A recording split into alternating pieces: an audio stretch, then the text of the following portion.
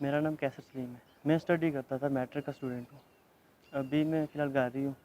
Paper दिए थे मेरे मैट्रिक के फाइनल पेपर, तो छुट्टियाँ हुई थी मैं घर ही होता था। तो घर के काम करने के लिए हम घर के पीछे गए, मवेशी ले गए। तो उस दौरान मेरी टांग माइन पे आई है, तो मेरी टांग ज़ाया हो गई है।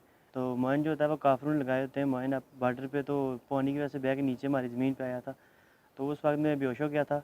तो जब घर वालों को पता चला तो उन्होंने मुझे उठा के रावलपिंडी CM में दाखिल किया। तो जब मुझे होश आया तो मैं बेड पे एक लेटा हुआ था, और जब मैंने अपनी टांग देखी तो टांग मेरी कटी हुई थी एक। तो उस वक्त मैं बहुत परेशान हो गया कि अब मैं क्या करूँगा। तो जो हमारा घर है वो बहुत ऊंचाई पे है। तो मैंने सोचा कि अब मैं वहाँ तक कैसे पहुँचूँगा, एक टांग से तो मैं नहीं चल सकता। मैं पहले सारे घर के काम खुद करता था, लेकिन अब तो मैं बिल्कुल मुकम्मल 7 माह से घर ही हूँ। तो मेरी स्टडी भी बंद है। मैं अपने माँ बाप का इकलौता बेटा हूँ। तो मेरे पर बहुत ज़िम्मेदारियाँ थी, हालांकि मेरे अंकल अब्बू साहब हैं, लेकिन मैं ये खुद महसूस करता हूँ कि मुझे किसी पर बोझ नहीं बनना चाहिए। तो मैं जितना हो सका मुझे मैं अपनी तालीम हासिल करूँगा।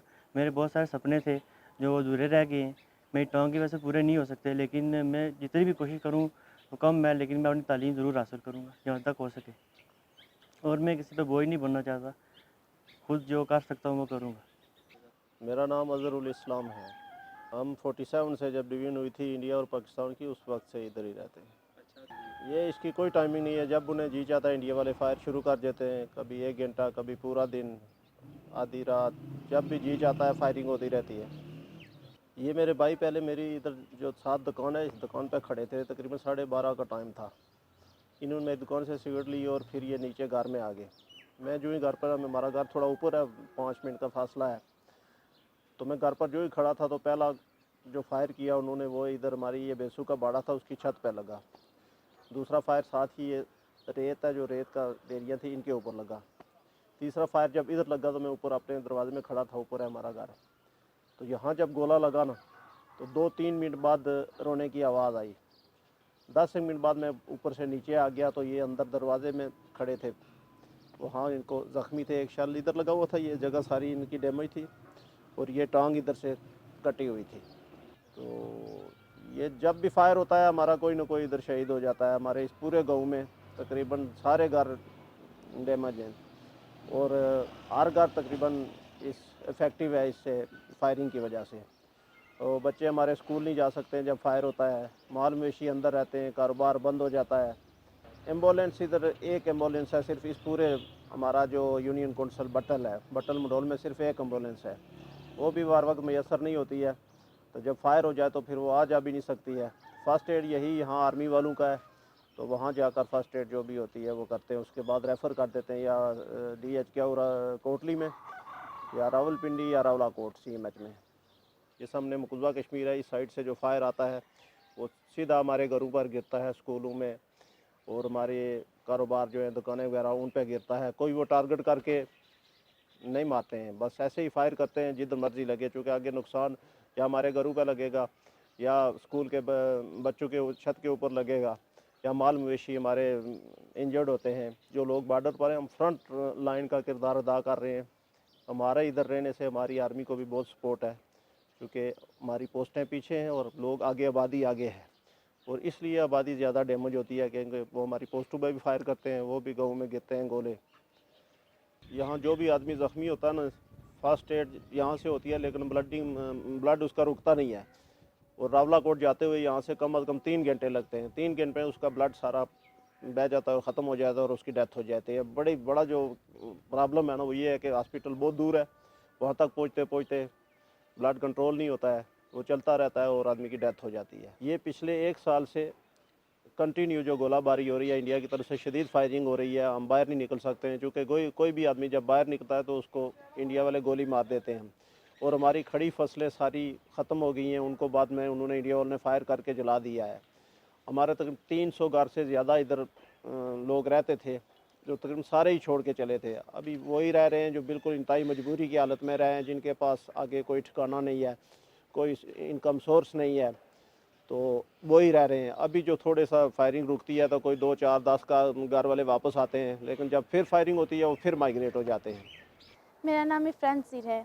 मैं 9th क्लास में पढ़ती हूँ। मैं तकरीबन 5 साल हो गए جب میں ادھر اسٹارٹنگ میں جب آئی تھی تب ہمارا اسکول بہت اچھا تھا، بہت اچھا نظام تھا، لیکن اب فائرنگ کی وجہ سے ہمارا اسکول بہت زیادہ خراب ہو گیا ہے. یہاں کی بلڈنگ بھی اتنی قابل نہیں ہے کہ ہم یہاں پہ بیٹھ کے پڑھ سکیں، اور ہم ادھر باہر بیٹھ کے پڑھتے ہیں. بہت زیادہ خطرہ ہو گیا ہے. پہلے تو چلو پھر کچھ ہوتا تھا کہ ہم لوگ اس نیچے والے اسکول میں جو ہے ادھر چلے جاتے تھے، لیکن ادھر بھی اب بہت زیادہ ٹارگیٹ ہوتا ہے وہ اسکول بھی. ہم لوگ سارا دن یہاں باہر بیٹھ کے پڑھتے ہیں، ہمارے پاس کوئی چھپنے کے لیے جگہ بھی نہیں ہے. کتنے تم آفتاب چھینو گے، کتنے تم مہتاب چھینو گے، چھین لیتے ہوں ان کی آنکھیں بھی، پر کہاں ان کے خواب چھینو گے. کب ٹوٹے گی زنجیر یہ پوچھتا ہے کشمیر، یہ پوچھتا ہے کشمیر، یہ پوچھتا ہے کشمیر. کب ٹوٹے گی زنجیر یہ پوچھتا ہے کشمیر، یہ پوچھتا ہے کشمیر، یہ پوچھتا ہے کشمیر. کشمیر کے ہم بچے مائیں بھی ہماری ہیں، ہم بھی تو کسی کے ہیں پر آنکھ کے تارے ہیں. کشمیر کے ہم بچے مائیں بھی ہماری ہیں، ہم بھی تو کسی کے ہیں پر آنکھ کے تارے ہیں. کیوں ہے یہ ستم ہم پر، یہ ظلم ہے کیوں ہم پر، کیوں ہے یہ ستم ہم پر، یہ ظلم ہے کیوں ہم پر. کس خواب کی یہ تعبیر یہ پوچھتا ہے کشمیر. کب ٹوٹے گی زنجیر یہ پوچھتا ہے کشمیر، یہ پوچھتا ہے کشمیر، یہ پوچھتا ہے کشمیر. آنکھیں بھی ہماری اب گولی کا نشانہ ہے، ماؤں کے دامن تو ہر روز اجڑتے ہیں.